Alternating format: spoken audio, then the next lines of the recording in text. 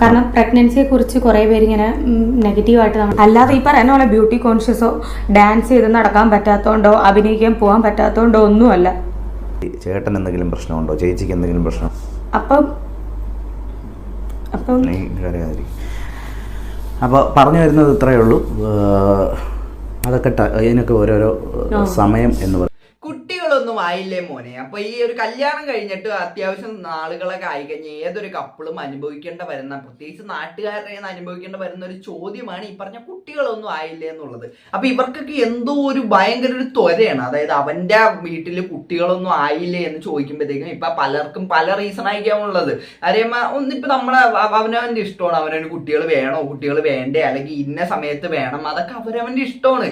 ഇപ്പൊ ഈ നാട്ടുകാര് പറയുന്ന പോലെ കല്യാണം കഴിഞ്ഞാൽ എന്നാൽ ഒരു വർഷത്തിനുള്ളിൽ തന്നെ ഒരു കുട്ടി, അതാണ് അതിൻ്റെ ഇത്, അടുത്ത വർഷമാകുമ്പോഴത്തേക്ക് അടുത്ത കുട്ടി, അങ്ങനെയൊന്നും അല്ല അതിന്റെ പരിപാടി എന്ന് പറഞ്ഞു കഴിഞ്ഞാൽ അത് അവനവന്റെ പേഴ്സണൽ ആയിട്ടുള്ള കാര്യമാണ്. പക്ഷെ ഈ വ്ളോഗേഴ്സിന്റെ കാര്യം എടുക്കുമ്പോഴത്തേക്ക് ഇവർക്ക് ഈ നാട്ടുകാരുടെ കയ്യിൽ നിന്നുള്ള ചോദ്യങ്ങൾ മാത്രമല്ല ഇവർക്ക് കിട്ടുന്നത്, ഇവർക്കെന്ന് പറഞ്ഞാൽ ഈ വ്യൂവേഴ്സിന്റെ കയ്യിൽ നിന്നുള്ള ചോദ്യങ്ങളും കൂടെ ഇവർക്ക് കിട്ടും. ഈ കുട്ടികളൊന്നും ആയില്ലേ, മെയിൻ ആയിട്ട് ഈ ഒരു വിഷയം വരാനായിട്ടുള്ള റീസൺ എന്ന് പറഞ്ഞു കഴിഞ്ഞാൽ പല പല ഫാമിലി വ്ളോഗേഴ്സും നമ്മൾ കാണാറുണ്ട്. ഈ പിള്ളേരെ പ്രഗ്നൻസി റിലേറ്റഡ് ആയിട്ടുള്ള വീഡിയോസ് ഒക്കെ ചെയ്ത് അങ്ങനെ അതൊക്കെയാണ് ഇപ്പൊ ട്രെൻഡിങ്ങിനകത്ത് എപ്പോഴും കത്തി നിൽക്കാറ്. അപ്പൊ ആ ഒരു സംഭവം ഉള്ളതുകൊണ്ട് തന്നെ ആൾക്കാർ പ്രോഗ്രാംഡാണ്. കല്യാണം കഴിഞ്ഞ ഒരു കപ്പിളല്ലേ, അപ്പൊ അവർക്ക് എന്തുകൊണ്ട് കുട്ടികളായില്ല എന്നുള്ള ചോദ്യങ്ങളായിരിക്കും അവരുടെ കമന്റ് ബോക്സിനകത്ത് മൊത്തം. അപ്പൊ അങ്ങനെ സഹി കേട്ടിട്ട് അഭിശ്രീ എന്ന് പറഞ്ഞ ചാനലിനകത്ത് അവര് ഒരു വീഡിയോ ഇട്ടിട്ടുണ്ടായി. അപ്പൊ അവര് അത്യാവശ്യം ഇമോഷണൽ ആയിട്ട് തന്നെയാണ് ആ ഒരു വീഡിയോനകത്ത് പറയുന്നത്. അപ്പൊ നമുക്ക് അതൊന്ന് കണ്ടുനോക്കാം. കാരണം പ്രഗ്നൻസിയെ കുറിച്ച് കുറെ പേര് ഇങ്ങനെ നെഗറ്റീവായിട്ട് നമ്മുടെ പുതിയ പോസ്റ്റിലും ഇന്റർവ്യൂസിലും കമന്റ്സിലും ഇതിലും മാത്രമല്ല പേഴ്സണലി മെസ്സേജ് അയച്ച് ചോദിക്കാറുണ്ട്, ഫാമിലിയിൽ നിന്ന് കുറെ പേര് ചോദിക്കാറുണ്ട്. അത് മാത്രമല്ല നാവലാതിയാണ് ആളുകൾക്ക്. കാര്യം നിങ്ങളുടെ കൂടെ ഡാൻസ് ചെയ്തവരും വ്ളോഗ് ചെയ്ത് സ്റ്റാർട്ട്, ഞങ്ങളിപ്പോൾ 6-7 വർഷമായല്ലോ ഇങ്ങനെ ഈ സോഷ്യൽ മീഡിയയിലൊക്കെ നിൽക്കുന്നത്. അപ്പോൾ നിങ്ങളുടെ കൂടെ ഡാൻസ് ചെയ്തവരും വ്ളോഗ് ചെയ്തവരും ഒക്കെ ഇപ്പോൾ കുഞ്ഞുങ്ങളൊക്കെ, നിങ്ങൾക്ക് എന്തെങ്കിലും പ്രശ്നമുണ്ടോ, മെഡിക്കലി ചേട്ടൻ എന്തെങ്കിലും പ്രശ്നമുണ്ടോ, ചേച്ചിക്ക് എന്തെങ്കിലും പ്രശ്നമുണ്ടോ, പിന്നെ ബ്യൂട്ടി കോൺഷ്യസ് ആയതാണോ, അഭിനയിക്കാൻ പോകാൻ പറ്റൂലേ കുഞ്ഞുങ്ങളായ, ഇതൊക്കെ കൊണ്ടാണോ നിങ്ങൾ കുഞ്ഞുങ്ങൾ വേണ്ടെന്ന് വെച്ചതാണോ, ഇതൊക്കെയാണ് എല്ലാവരുടെയും ക്വസ്റ്റ്യനും കാര്യങ്ങളും ഒക്കെ. അപ്പോൾ അതിനായിട്ടുള്ളൊരു മറുപടി എന്ന രീതിയിലാണ് ഇന്നത്തെ ഒരു വീഡിയോ ആയിട്ട് ഞങ്ങൾ വന്നിരിക്കുന്നത്.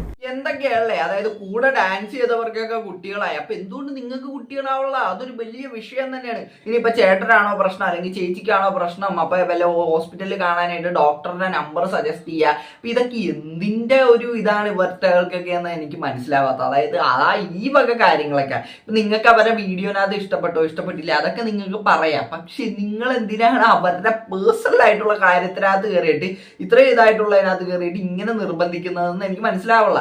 പിന്നെ ഈ ഒരു അവരിപ്പോ പറഞ്ഞല്ല ബ്യൂട്ടി കോൺഷ്യസ് ആയിട്ടുള്ളത് അങ്ങനെയുള്ള ചോദ്യങ്ങളൊക്കെ വരുന്നുണ്ട്. ചിലപ്പോൾ ആയിരിക്കാം അവനവന് ഇഷ്ടമാണ്, അവനവന് ചിലപ്പോൾ ബ്യൂട്ടി കോൺഷ്യസ് ആയതുകൊണ്ടായിരിക്കാം. ഇപ്പൊ ഒരു ഗർഭിണി ആയി കഴിഞ്ഞാൽ അവരുടെ സൗന്ദര്യം പോകുന്നുള്ളത് കൊണ്ടായിരിക്കാം. അതിലെന്താണ് തെറ്റുള്ളത്? അങ്ങനെ ആണെങ്കിൽ തന്നെ അതിലെന്താണ് തെറ്റുള്ളത്? പക്ഷെ ഇവരുടെ കേസിനകത്ത് അങ്ങനെയല്ല. പക്ഷെ അങ്ങനെ ആണെങ്കിൽ തന്നെ എന്താണ് ഇപ്പൊ അതിനകത്ത് തെറ്റുള്ളത്?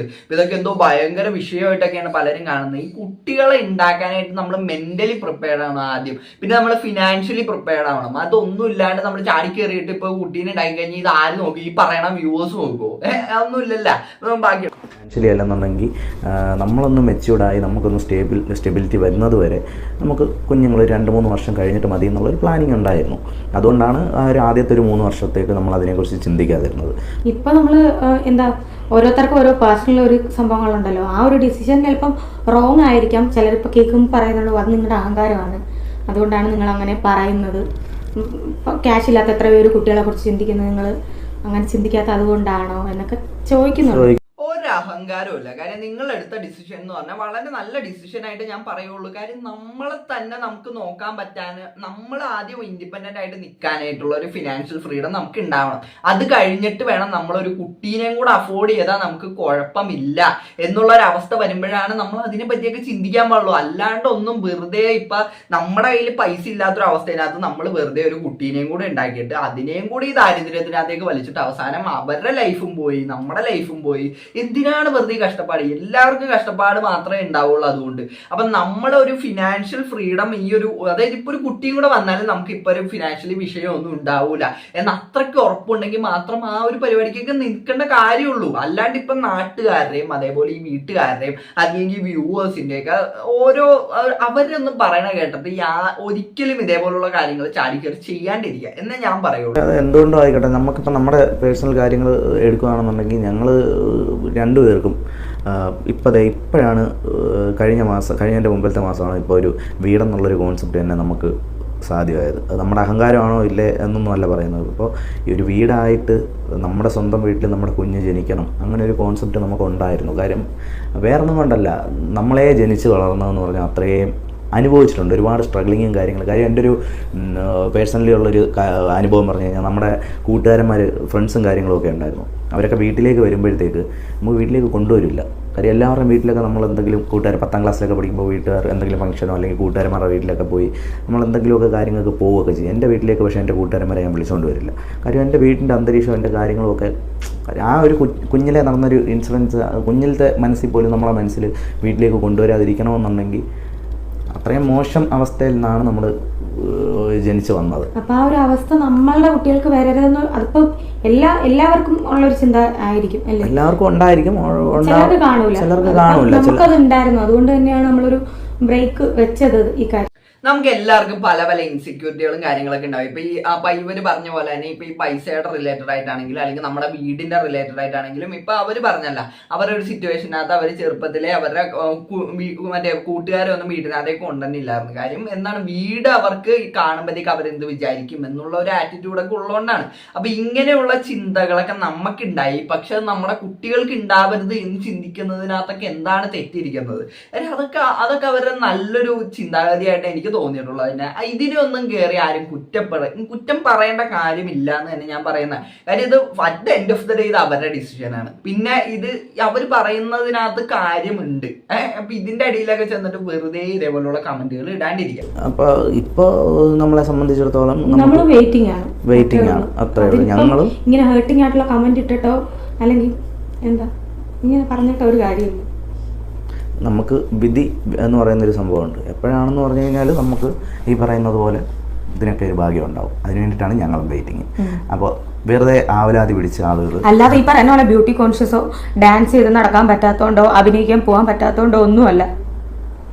ഇതാണ് സിറ്റുവേഷൻ. അല്ല നിങ്ങൾ ആവശ്യമില്ലാതെ ഈ കമന്റ്സ് ഇടുവോ? അതിപ്പോ നിങ്ങൾക്ക് ഇടുന്നവർക്ക് അത് ബോധരാവില്ല. കാണുന്ന നമുക്കുണ്ടാവുന്ന ഒരു അവസ്ഥ ചിലപ്പോൾ മേ ബി നിങ്ങളുടെ ഫാമിലിയിലും ഇതുപോലുള്ള അവസ്ഥകൾ ഉണ്ടാവാം. അപ്പോൾ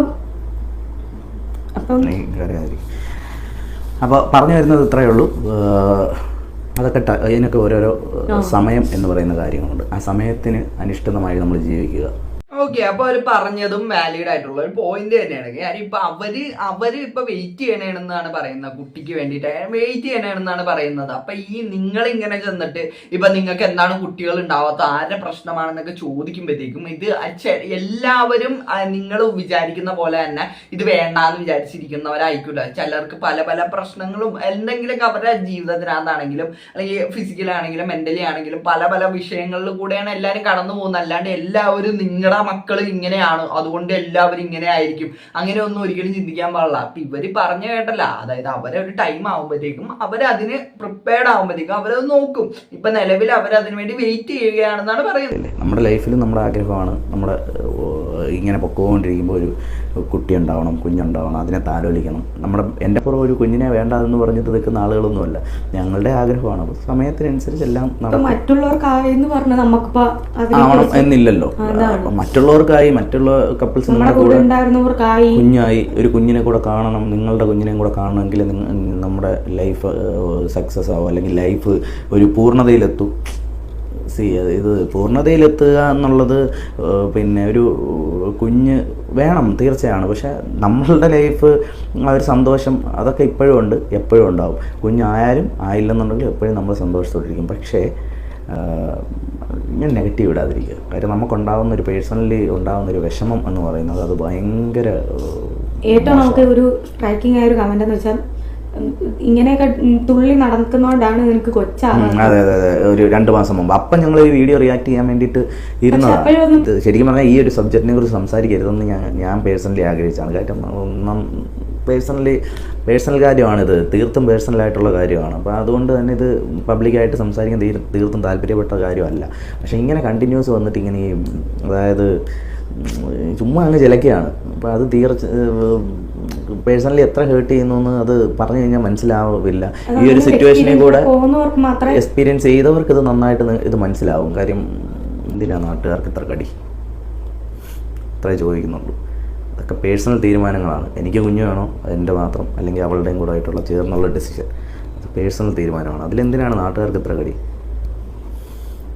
നാട്ടുകാർക്ക് ഇത്ര ഇത് തോന്നേണ്ട ഒരു കാര്യമില്ലാന്നേ ഞാൻ അതിനകത്ത് പറയുള്ളൂ. പിന്നെ നാട്ടുകാരുടെ ഇത് നോക്കുമ്പോഴത്തേക്ക് എന്താണ് ഇപ്പൊ അവന് കുട്ടികളാവുന്നില്ലെങ്കിൽ കുട്ടികളായില്ലേ ഇനി എന്തെങ്കിലും പ്രശ്നമുണ്ടോ എന്നൊക്കെ ചോദിക്കുമ്പോഴത്തേക്കും അവർക്കൊരു, അതായത് ഇപ്പം കണ്ടവന്റെ വീട്ടിലെ കാര്യം അറിയാനായിട്ട് ഇപ്പൊ എല്ലാവർക്കും, അതായത് ഇപ്പം മനുഷ്യ സഹജമാണ് ആ ഒരു കാര്യം എന്ന് പറഞ്ഞാൽ, മറ്റുള്ളവരുടെ വീട്ടിൽ എന്ത് നടക്കുന്നു എന്നറിയാനായിട്ട്. അതാണല്ലോ മെയിൻ ഈ ഫാമിലി വ്ളോഗേഴ്സ് ഇത്ര ഹിറ്റ് ആവാനായിട്ടുള്ള കാരണം തന്നെ അത് തന്നെ. കാര്യം ബാക്കിയുള്ളവരുടെ വീട്ടിൽ നടക്കുന്ന കാര്യങ്ങൾ അവരിരുന്ന് കാണുന്നു, അത് കാണാനായിട്ട് ഇഷ്ടംപോലെ ആൾക്കാരുണ്ട്, അതിനകത്ത് കയറി അഭിപ്രായം പറയാനും ആൾക്കാരുണ്ട്. അപ്പൊ അങ്ങനെ ഉള്ളതുകൊണ്ട് തന്നെ ഇവരെ പോലുള്ള അങ്ങനെ ഉള്ളതുകൊണ്ട് തന്നെയാണ് ഈ ഫാമിലി വ്ളോഗേഴ്സിന് ഇത്രയും റീച്ചും കാര്യങ്ങളൊക്കെ വരുന്നത്. അപ്പൊ ഇവർക്ക് ഇത്രയും ചോദ്യങ്ങളും വരുന്നതിനുള്ള റീസൺ അത് തന്നെയാണ്. പിന്നെ എനിക്ക് ഇതിനകത്തൊരു കൺക്ലൂഷൻ ആയിട്ട് പറയാനുള്ളതെന്ന് പറഞ്ഞാൽ അവരുടെ ലൈഫാണ്. അവരുടെ ലൈഫിനകത്ത് അവരുടെ പേഴ്സണൽ ആയിട്ടുള്ള, തികച്ചും പേഴ്സണൽ ആയിട്ടുള്ള കാര്യമാണ് ഇപ്പൊ കുട്ടി വേണോ കുട്ടി വേണ്ടേ എന്നൊക്കെ ഉള്ളത്. അപ്പൊ അത് ചിലപ്പോൾ ഇത് പല പല റീസൺ ആയിരിക്കാം. അതായത് ഞാൻ പറഞ്ഞല്ല, അതായത് ഇനി ഞാൻ റിപ്പീറ്റ് ചെയ്ത് പറയുന്നില്ല. അതായത് ഇപ്പൊ അവർക്ക് കുട്ടി വേണോ വേണ്ടയോ എന്നുള്ളതൊക്കെ അവരുടെ at the end of the day അവരുടെ തീരുമാനമാണ്. അല്ലാണ്ട് ഇപ്പൊ വീട്ടുകാർക്കോ കൂട്ടുകാർക്കോ അല്ലെങ്കിൽ ഇപ്പൊ നാട്ടുകാർക്കോ അല്ലെങ്കിൽ കാണുന്നവർക്കോ ഒന്നും അതിനകത്ത് കയറി ഇടപെടേണ്ട ഒരു കാര്യമില്ല എന്ന് ഞാൻ അതിനകത്ത് പറയുള്ളൂ. അപ്പൊ എനിക്ക് ഇത്രയാണ് ഇതിനകത്ത് പറയാനുള്ളത്. പിന്നെ കുട്ടി വേണ്ടാന്ന് അവർ തീരുമാനിച്ചാലും അതും അവരുടെ ഇഷ്ടമാണ്. ഇപ്പൊ അതിനെയും നമുക്ക് ഒരിക്കലും ഇത് ചെയ്യാൻ പറ്റൂല. ഇപ്പൊ ഇവരുടെ കേസിനകത്ത് ഇവർ വെയിറ്റ് ചെയ്യണമെന്നാണ് പറയുന്നത്. അപ്പൊ അവരുടെ സമയമാകുമ്പോഴത്തേക്കും അതിന്റെ കാര്യങ്ങളൊക്കെ അവർ നോക്കിക്കോളും. അതിനകത്ത് നിങ്ങളുടെ സജഷൻ ചോദിക്കാത്തടത്തോളം കാലം നിങ്ങൾ അതിനകത്ത് കയറി ഇടപെടേണ്ട കാര്യമില്ല എന്നാണ് ഞാൻ അതിനകത്ത് പറയുന്നത്. അപ്പൊ എന്താണ് ഇതിനെപ്പറ്റി നിങ്ങൾക്ക് പറയാനുള്ളത്? വീഡിയോ എടുത്താൽ കമന്റ്. അപ്പൊ വീഡിയോ ഇഷ്ടപ്പെട്ടാൽ സബ്സ്ക്രൈബ് ചെയ്യാം. അപ്പോൾ അടുത്തൊരു വീഡിയോ കാണുന്നതായിരിക്കും.